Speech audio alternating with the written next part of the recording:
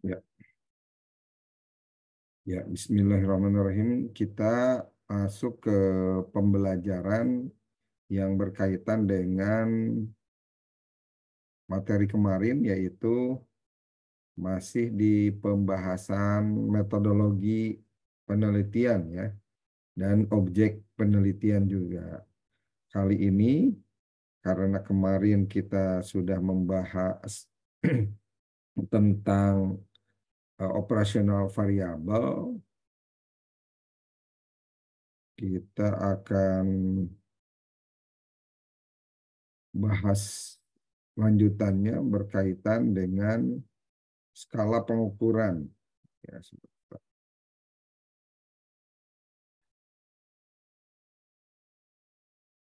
Ya, skala pengukuran ya. Seperti diketahui, waktu di operasional variabel di sana ada kolom tentang skala, tentunya ini berkaitan dengan fungsi dari penelitian kuantitatif, di mana datanya yang akan diolah ini dalam skala yang berkaitan dengan fungsi data itu sendiri, yaitu fungsi ordinal ya. Ya, data ordinal sendiri secara tahapan memiliki nilai di atas data nominal ya. Bentar, ini masing-masing. Oke. Di mana di dalamnya data ordinal sendiri dihasilkan dari sebuah konsep skala yang mengukur nilai rasa, nilai pemahaman, juga nilai analisis yang memiliki tingkat dari 1 sampai 3 atau 1 sampai 5 atau juga 1 sampai 9, 1 sampai 7 juga ada.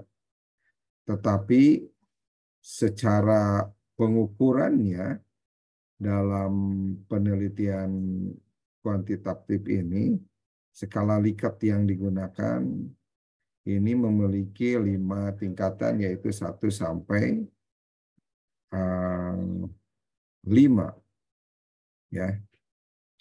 Nah, tadi disebutkan bicara skala ada beberapa tingkatan.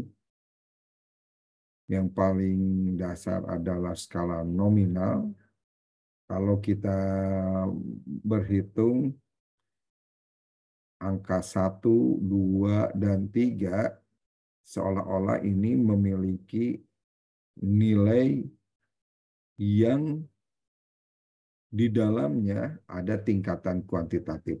Pada posisi skala nominal 1, 2, dan 3 ini merupakan nilai dasar ya. Misalkan skala nominal pada jenis kelamin 1 pria atau 2 wanita, tidak berarti nilai 2 itu lebih besar atau lebih baik, atau sebaliknya lebih jelek dari nilai sebelumnya atau sesudahnya. Jadi 1, 2, 3 dalam skala nominal hanya bicara tentang urutan saja, tetapi tidak berarti memiliki nilai yang lebih tinggi atau lebih rendah.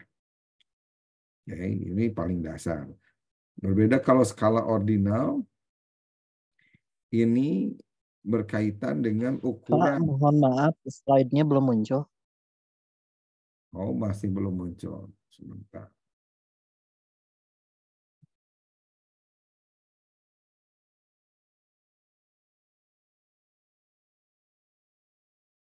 Sudah muncul? Sudah, Pak. Sudah. Kalau dari segi materi masih materi PowerPoint-nya masih sama ya dengan materi sebelumnya, tetapi dalam pembahasan kita masuk ke skala pengukuran. Nah, tadi bicara skala Likert itu ya di sini memiliki berbagai tingkatan yang di dalamnya berfungsi untuk memastikan nilai rasa, nilai pendapat, nilai ukuran, atau nilai yang berorientasi pada pemahaman dari apa yang dipertanyakan. Di atas nilai ordinal ada skala interval. Tadi kalau skala ordinal ya 1, misalkan sangat tidak setuju. Lalu 2, tingkatan lebih tinggi disebutkan pada skala ordinal ini sangat setuju, tidak setuju saja ya. Lalu juga selanjutnya di atasnya bisa nomor 3 dipahami sebagai pemahaman yang menerjemahkan kurang setuju atau juga cukup setuju. Ya, ini tergantung kebutuhan dari orientasi data yang akan diolah. Kenapa ini kebutuhan data yang diolah? Sebab terkadang penerjemahannya itu juga memiliki orientasi target. Misalkan ketika skala ordinal pada poin atau nilai 3 diterjemahkan sebagai kurang setuju, maka itu dipahami secara nilai fungsi 1, 2, dan 3 itu satu grup, yaitu sangat tidak setuju, tidak setuju, dan kurang setuju. Ya. Tapi kalau misalkan nilai 3-nya kita tempatkan sebagai cara pandang yang cukup setuju, maka grup ataupun pemahamannya akan masuk kepada nilai 3, 4, dan 5. Cukup setuju, lalu di atasnya setuju, lalu sangat setuju. Ini penting, biasanya berkaitan dengan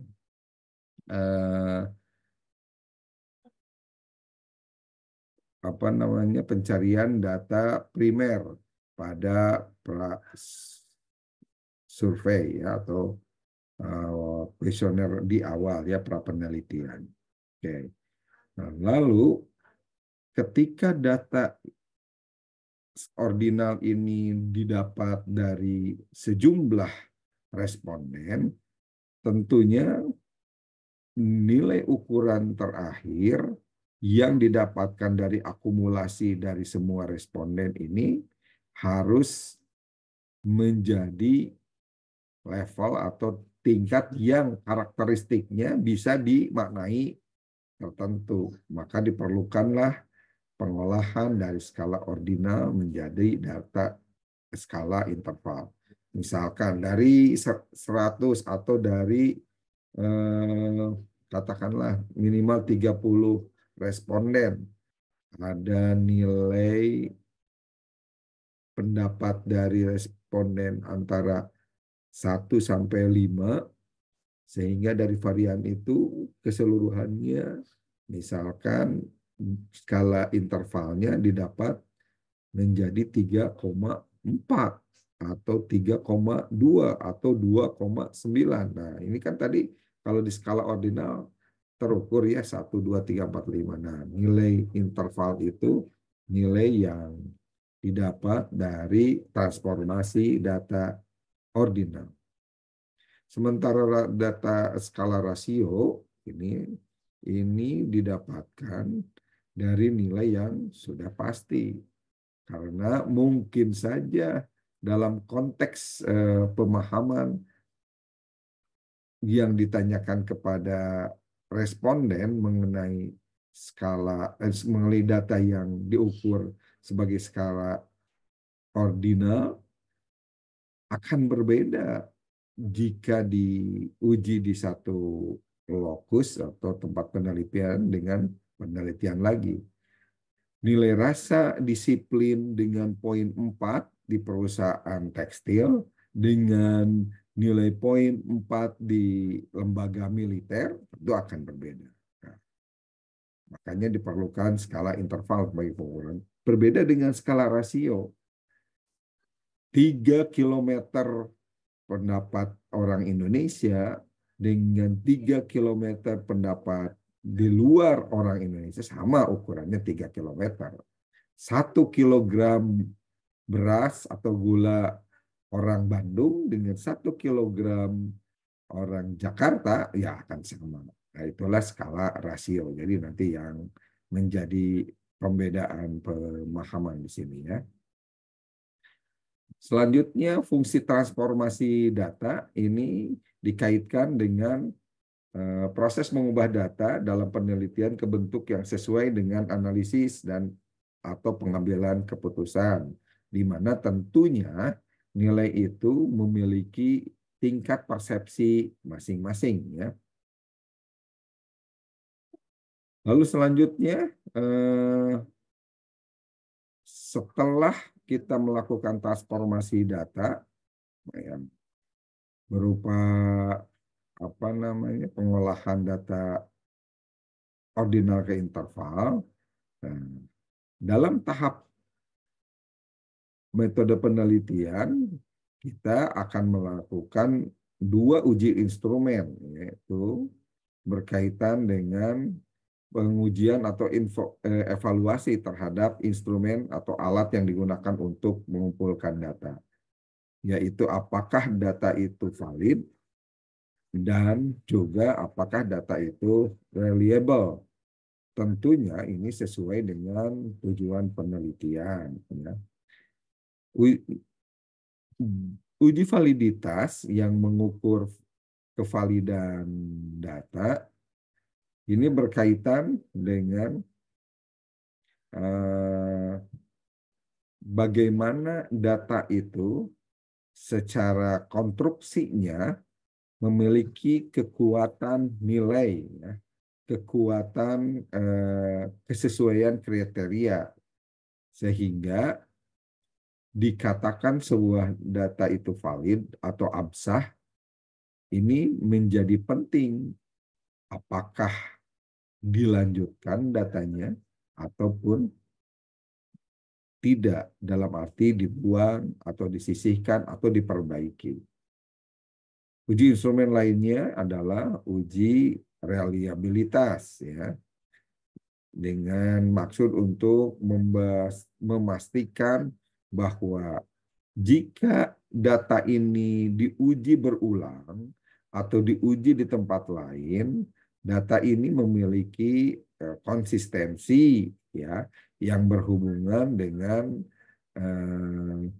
nilai yang diharapkan atau pemahaman yang diberikan dalam pertanyaan-pertanyaan di sekitar ruang lingkup kuesioner. Oke, selanjutnya berkaitan dengan tahapan setelah melakukan uji instrumen itu sendiri, yaitu validitas dan reliabilitas, masuk ke uji asumsi klasik. Ada beberapa uji asumsi klasik yang tentunya ini memiliki tujuan dan orientasi dalam fungsi, ya, untuk mempersingkat pemahaman, ya, kita bagi orientasi uji asumsi klasik ini terhadap fungsi dari pengujian asumsi ini sendiri, ya. Yang pertama paling penting adalah apakah data itu terdistribusi normal, makanya digunakan uji normalitas, ya. Sehingga analisis statistik ini bisa digunakan ketika data tidak bergumul ataupun tidak dipahami dalam satu konstruksi pendapat yang tentunya nanti akan menjadi bermasalah jika diolah dalam SPSS kalau tidak normal, ya. Tadi berkaitan dengan sebarannya, berkaitan dengan bagaimana data ini memiliki sifat-sifat statistik yang tentunya berorientasi kepada fungsi sebaran data itu sendiri, ya. Nah, uji normalitas ini juga bisa diukur dengan berbagai uji normalitas, ya, baik itu apa namanya uji KS ataupun Kolmogorov-Smirnov, yang mana ketika data yang didapatkan itu tidak hanya berupa asumsi, ya. Asumsi ini pendapat, ya. Karena uji normalitas bisa juga dilihat dengan gambaran dari tabulasi, ya. Tabulasi yang ada dan juga sebaran berdasarkan scatter plot dan PP plot, ya. Nah, uji Kolmogorov-Smirnov akan menghasilkan nilai yang bisa diukur di dalamnya berupa berapa nilai asimsik, ya, asimsik yang didapat, apakah lebih besar dari 0,05 ataupun kurang, sehingga penetapan data itu normal dan tidak normal bisa dipastikan secara terukur. Karena kalau misalkan tadi uji yang didapat dari tabulasi, misalkan berkaitan dengan keabsahannya yang menyerupai lonceng terbalik, terkadang juga gambarannya bermacam-macam. Ada yang sempurna, ada yang tidak. Begitu juga dengan apa namanya PP plot, ya, di mana si data itu disebut terdistribusi normal jika mengikuti arah ataupun pola sesuai garis diagonal yang didapatkan. Nah, itu jadi asumsi. Tapi dengan uji Kolmogorov-Smirnov lebih terukur, ya, lebih pasti nilainya di uji normalitas. Lalu juga uji heteroskedastisitas. Ini merupakan uji yang termasuk di asumsi klasik, ya, merujuk pada ketidakseragaman varian dalam data, ya. Nanti kita lihat ketika data misalkan memiliki apa namanya varian yang lebih berbeda, hetero kan berarti banyak varian data yang berbeda. Lawannya dari uji heterokedastisitas adalah uji homokedastisitas. Nah, kalau ditanya tadi uji normalitas, target yang diinginkan dari uji normalitas datanya gimana, ya normal, ya, terdistribusi normal. Kalau uji heterokedastisitas, target yang diinginkan dari uji heterokedastisitas ini gimana? Yaitu datanya tidak hetero, ya, tidak berbeda. Misalkan sebuah data yang didapatkan dari variabel penelitian yang berbeda, ini akan menyebabkan nilai uji hetero itu sendiri menjadi berbeda, ya. Berbeda dalam hal apa? Nah, adanya varian data. ya, admit, ya. Adanya varian data yang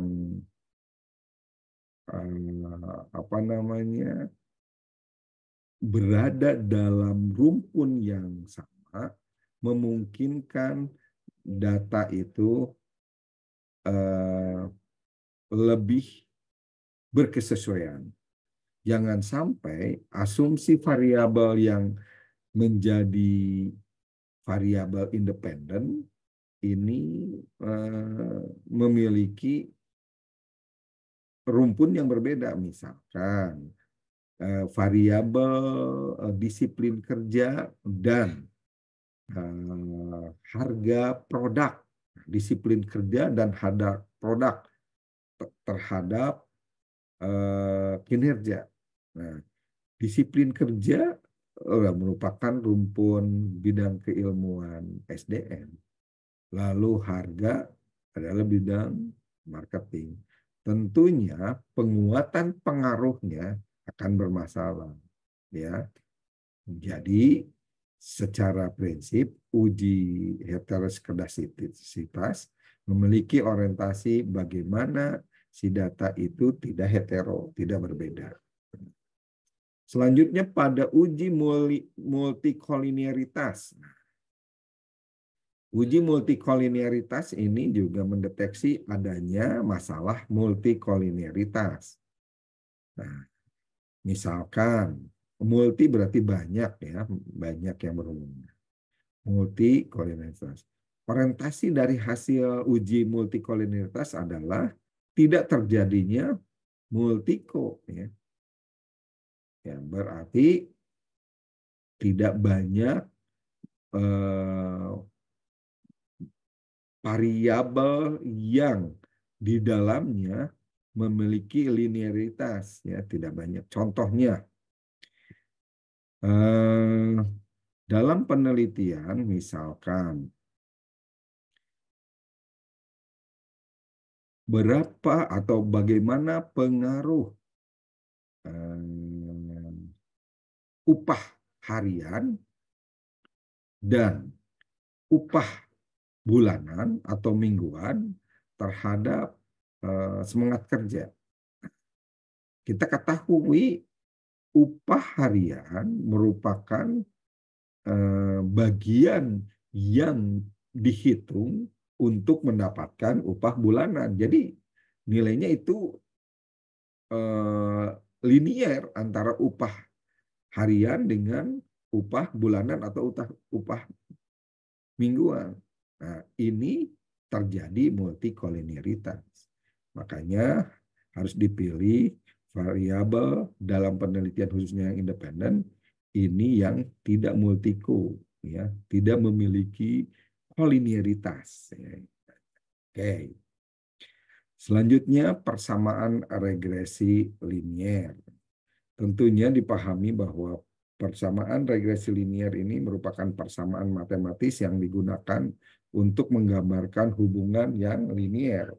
Ada peningkatan yang terstruktur jika unsur-unsur pembentuk variabel ini berubah, ya.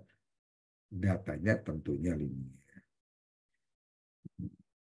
Bagaimana jika variabelnya hanya dua saja, yaitu satu variabel independen dan satu variabel dependen. Nah, persamaan regresi linearnya dibuat mudah, yaitu persamaan regresi linear sederhana saja, di mana Y sama dengan A plus BX dipahami sebagai Y adalah variabel independennya dan X adalah variabel independennya yang mempengaruhinya.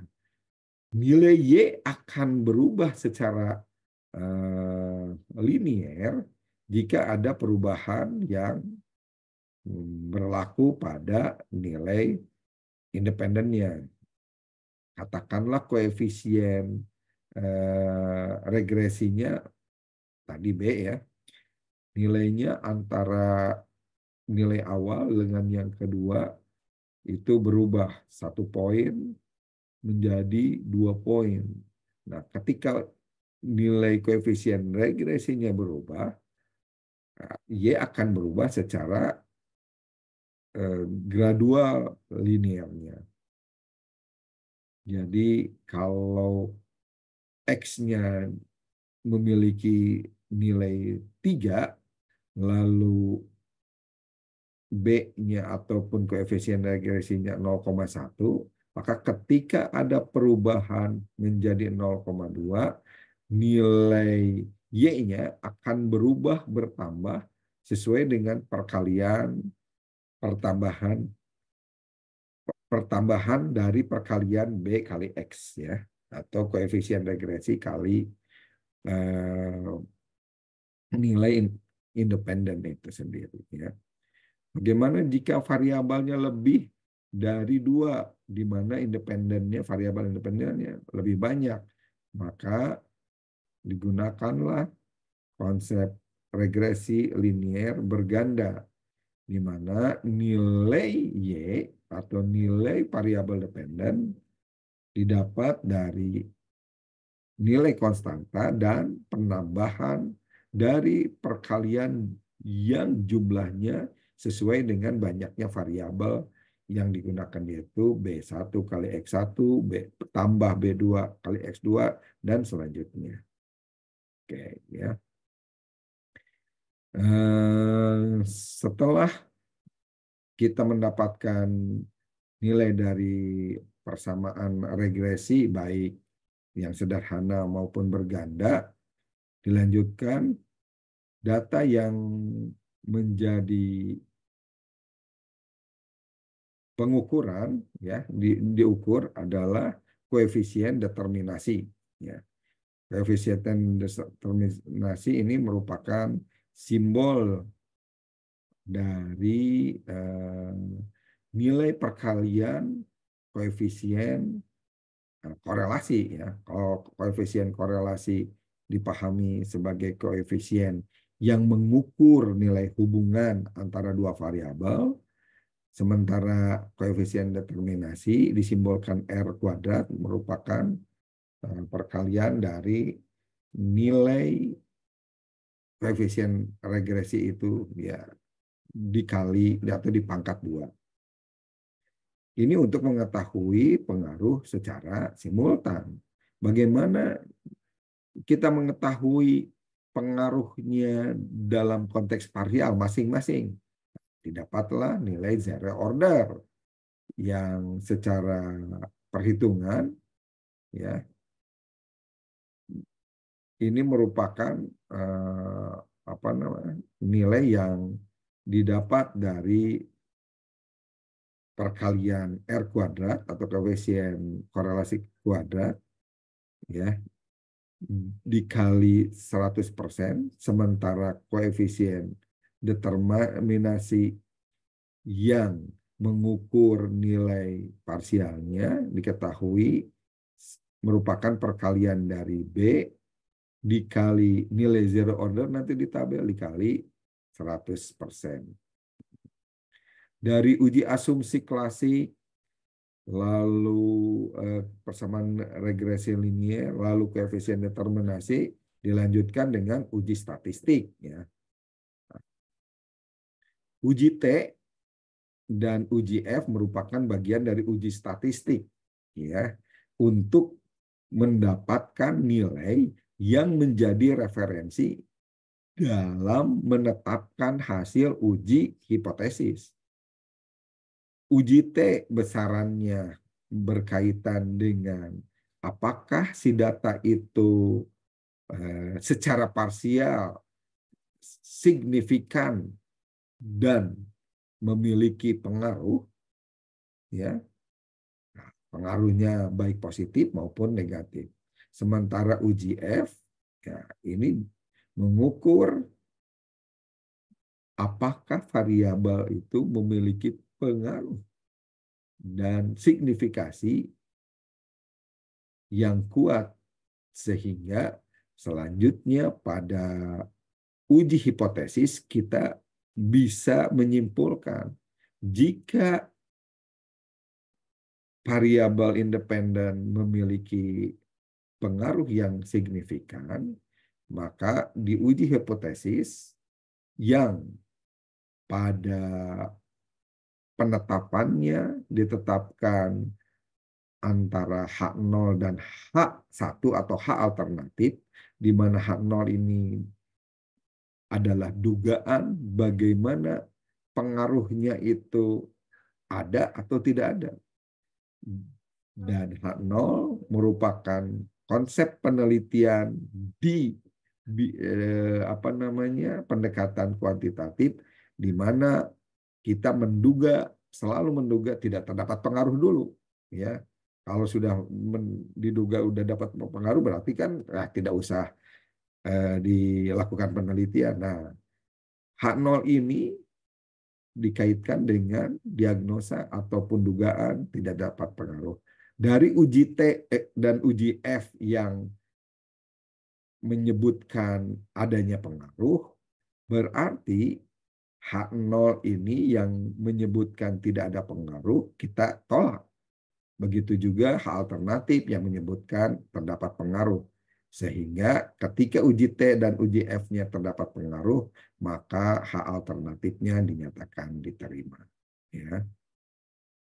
Kita lihat apa namanya contoh dari metode dan objek penelitian yang dibangun dengan struktur yang sudah dikonfirmasikan adanya pendekatan penelitian, lalu sumber data, di dalamnya data primer dan sekunder, lalu teknik pengumpulan data, ya. Lalu juga kemarin sudah dibahas tentang populasi dan sampel, juga teknik pengambilan sampel, lalu penetapan konsep variabel, di sini ada contohnya, penetapan operasional variabel setelah menetapkan konsepnya, ya. Dan selanjutnya untuk pembahasan hari ini yaitu skala pengukuran, lalu juga transformasi data, uji analisis data, di dalamnya ada uji instrumen dan uji asumsi klasik, serta uji statistik dan uji hipotesis. Untuk uji instrumen ada uji validitas, lalu juga di sini uji reliabilitas. Nah, di contoh ini juga yang ada di buku, ada uji asumsi klasik, di mana di dalamnya uji normalitas, dan uji heterokedastisitas juga multikolinearitas. Nah, ini contoh berkaitan dengan bagaimana menetapkan bahwa data ini tidak terjadi multikolinearitas. Nah, ya, yaitu jika data variance inflation faktornya itu lebih kecil daripada 10, ya. Lalu di sini ada analisis regresi linear berganda, terus juga untuk mendapatkan koefisien determinasi dipahami juga ada koefisien korelasi, ya, merupakan data awal dari diketemukannya nilai determinasi. Nah, di sini ada uji T dan uji F, ya. Ya, apabila nilai T hitung atau F hitung lebih kecil dari T tabel atau F tabel, dan secara signifikasi lebih besar dari 0,05, maka dianggap variabel dependennya memiliki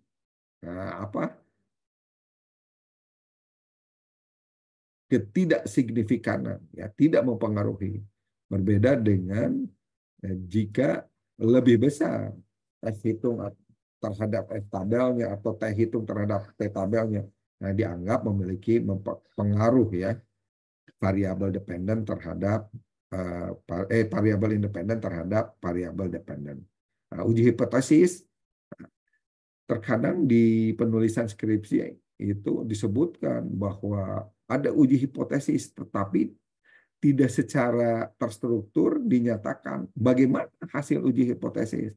Ini harus diterangkan dengan jelas, dipisahkan dengan jelas, mana uji statistik, mana uji hipotesis.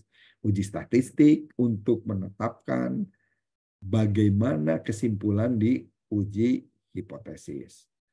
Lalu selanjutnya objek penelitian menerangkan tentang sejarahnya dari perusahaan, lalu visi dan misi perusahaan, lalu nilai juga dari perusahaan itu, nilai organisasinya atau orientasi organisasinya, lalu juga menampilkan lokasinya, jangan lupa lokasi objek penelitian dan struktur organisasi penelitian, apalagi kalau bidang SDM ya harus jelas ukuran perusahaan di samping lokasi, visi misi, lalu juga tentang sejarahnya. Anda bisa menggambarkan, menampilkan struktur organisasi sehingga dipahami bahwa Anda mengolah data dari perusahaan yang Anda amati, Anda observasi, dan Anda lakukan wawancara untuk mendapatkan data kuantitatif yang diperlukan untuk pengolahan data itu sendiri. Ya,